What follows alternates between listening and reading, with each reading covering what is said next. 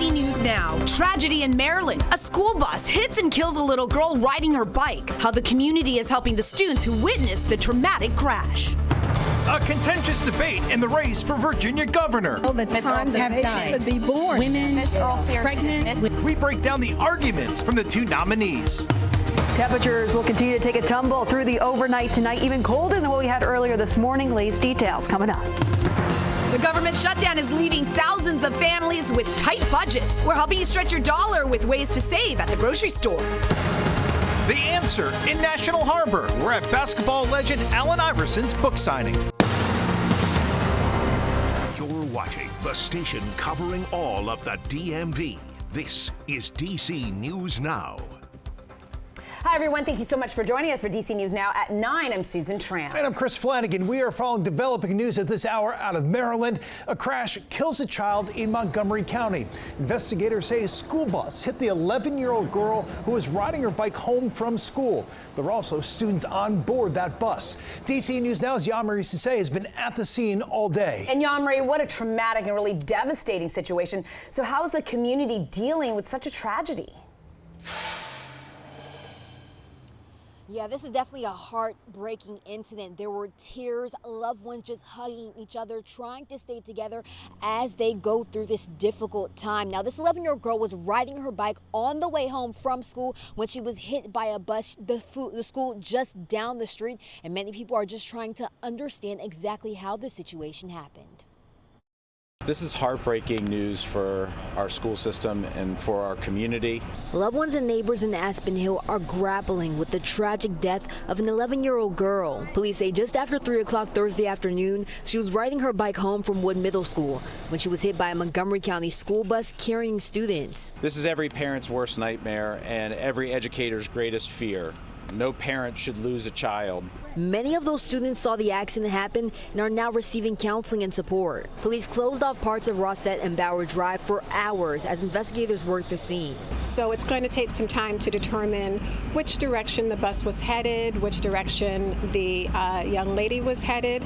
This marks the second Montgomery County student killed this school year, and this incident is definitely raising concerns about pedestrian safety. We have already begun the process of evaluating walk zones for our schools and looking at the metrics in which we use to measure what makes a walk zone. Pedestrian safety is critically important, but also road safety is critically important, and I think that this is an opportunity for us to pause and for us to focus on what really matters and making sure that our kids arrive to school safely and get home safely every day. As the investigation continues, many are here trying to find comfort in each other. We grieve together with the family and the community, and we are wrapping our arms of support around them in every way imaginable.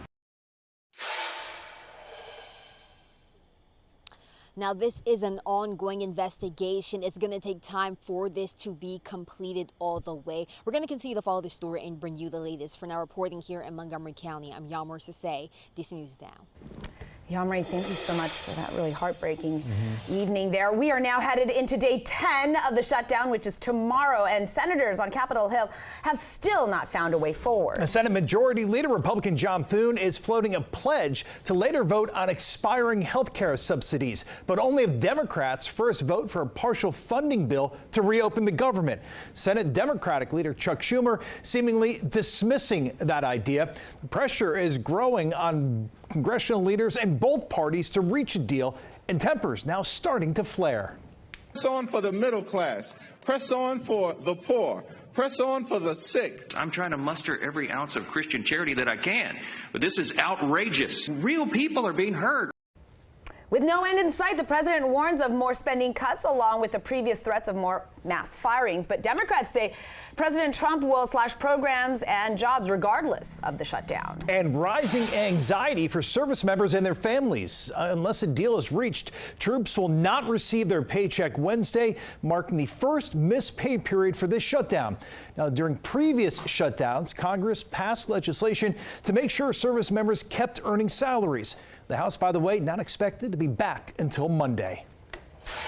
We will continue to bring you the very latest on the government shutdown, both on air and online, including resources available for federal workers. You can find the details at dcnewsnow.com. All right, let's get a first check on the forecast with Chief Meteorologist Jackie Layer. And Jackie, the cool down is happening. Yeah, it's already happening at this point. I mean, some areas already in the 40s, but DC, we're still holding into the 50s at this point. But eventually, we're going to be seeing those temperatures sliding through those 40s. We're still holding to those upper 50s in DC. Hagerstown coming at 52, but we see those middle 40s already in Frederick. Luray, too, coming in at 46, 48 right now in Culpeper. But overall, the consensus across the region, we're running a little bit cooler than yesterday at this time, running about 5 to close to 15 degrees cooler than we were yesterday at this point. So overnight lows tonight, though, like I mentioned, temperatures continuing to drop. Now, last night into early this morning, that morning low for DC was 50, so we didn't reach into the 40s, but it's likely that we will be seeing those 40s overnight tonight into tomorrow morning for the district. Elsewhere, though, the suburbs are going to be starting off into those 30s out there tomorrow morning. So that's why we do have some frost and freeze alerts to talk about. We have that freeze warning farther off towards the north and west, where temperatures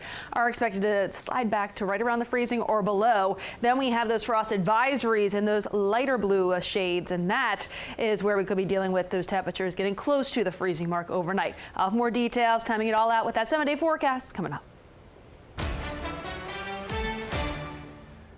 DC News Now is your local election headquarters. Virginia's only gubernatorial debate for November's election now in the books. Republican Lieutenant Governor Winsome Earle-Sears and Democrat and former Congresswoman Abigail Spanberger just wrapped up this really fiery debate, several times just speaking right over each other. Take a listen. She refuses to denounce, and this is why I say you are not Earle-Sears. my enemy.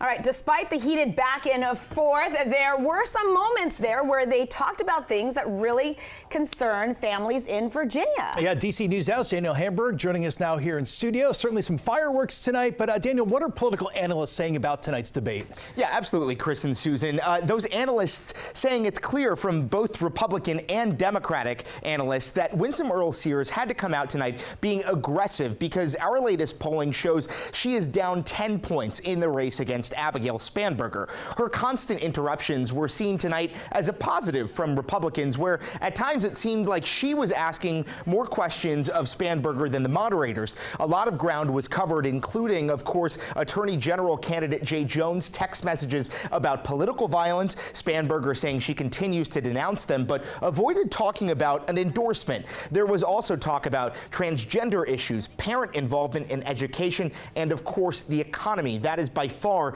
the biggest issue for voters. Republican strategist Stu Whitson had this to say about Earle-Sears' performance. She connected Spanberger to the shutdown successfully. And so I think she did a really good job in the short amount of time she had to articulate the facts, which are the current shutdown, which is a lot worse. You know, so you're talking about the Doge cuts. Well, you know what's worse than Doge cuts? The entire government shutting down. The open, Abigail said. Whitson says Earle-Sears was articulate and in command. On the flip side, Democratic strategist Ben Tribbett said Earle-Sears did not change the trajectory of the race tonight, especially when it comes to the economy and government shutdown. The idea that they're going to blame it on Democrats, I think, is laughable, given that, like, the people in Northern Virginia pay attention to what goes on at the federal level. They know exactly what's going on. And I think it's going to fuel an even larger victory for Abigail than she would have had otherwise. And so, you know, we know that the favorability rating, as it is, you know, favors Abigail Spanberger 51% to 42% for Winsome Earle-Sears. So there's a lot going on here, and this debate was just another chance for people to see them, you know, on a stage together. Yeah, and Daniel, already 400,000 early votes have been cast, so really they're going after the independents and perhaps the undecided during the debate tonight. Well, one of the things that the Emerson College Next Star polling showed was that 19% of independents support Abigail Spanberger. That is up a big change, in fact, from January's poll, which actually had Winsome Earle-Sears up by 4% among independents. So when you talk about debates and really see whether it actually sways the vote. The independent vote is really what they're looking for. And when you were talking to these analysts, did they feel like both sides did what they needed to do, that Spanberger did no harm and Earl Sears kind of got out there and was the attack dog that she needed to be? Yeah, absolutely. I think from the Democrats' perspective, they thought that Abigail Spanberger really stuck to her points and made her points clear, while as the other side of Winsome Earl Sears, she really came out attacking. There was, of course, a lot of that crosstalk, but being down by 10 points in our latest poll, both sides kind of agree that, you know, she needed to come out and do something and try something. Yeah, and we're going to have to wait and see if it works for us, a lot of the independents that still have yet to vote. Exactly. All right, Danielle, thank you so much. All right, meanwhile, multiple sheriff's departments and Commonwealth's attorneys speaking out against Democratic nominee for Attorney General Jay Jones comes following text messages resurfacing of violent rhetoric against a Republican he made 3 years ago. Since then, the nation's top leaders, including President Trump, have called for Jones to drop out of the race. Sheriffs say Jones's comments are not just disgusting, they're disqualifying. Now, we have reached out to the Jones campaign for comment, but have not yet heard back. A private security guard is accused of shooting at a person at a Prince George's County shopping center yesterday. It happened in the parking lot at Walters Lane. Now, investigators say that John Mouse II shot at the man during a dispute. He was not hurt and left before police arrived. Mouse is charged with reckless endangerment. In Virginia, state police are searching for the driver accused of hitting a cruiser during a chase. The trooper was trying to pull over this car right here for reckless driving on 95 in Woodbridge on Monday night, and police say the driver refused to stop. There was a chase right into Prince William County. The driver then apparently hit the cruiser while trying to make a U-turn, and the trooper was not hurt, but the car was totaled. If you have any information, you are urged to call police. All new tonight, firefighters rescuing this dog from a burning home in the district. Officials say the fire was in the second floor apartment at this building in Southeast. Everyone did make it out safely, but now 8 people and 3 pets are out of their home. A basketball superstar in Maryland tonight. Hundreds of people waited in really long lines over at National Harbor just for a chance to meet NBA basketball legend Allen Iverson. But tonight, the Virginia native and Georgetown alum in town to promote his new book. It is called Misunderstood. Now, Iverson shares details about his life and career as an NBA superstar.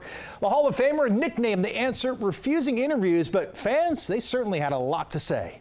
Everybody was so excited. People were wearing his jerseys, the Sixers jerseys all around. Even little kids I saw with shoes on, 76er shoes. So it was a very exciting time. Very excited. This is my son's favorite basketball player, and so I'm excited to get this book, and I'm going to give it to him. Very cool. Yeah. Some early holiday gifts there. The bookstore says more than 1,000 books were sold and signed during this 2-hour event. I can't wait to read it. He's such a charismatic guy and such a colorful career. I'm sure the stories are going to be fantastic. Yeah, and being from here and going to college here. Absolutely. Yeah, very cool. All right.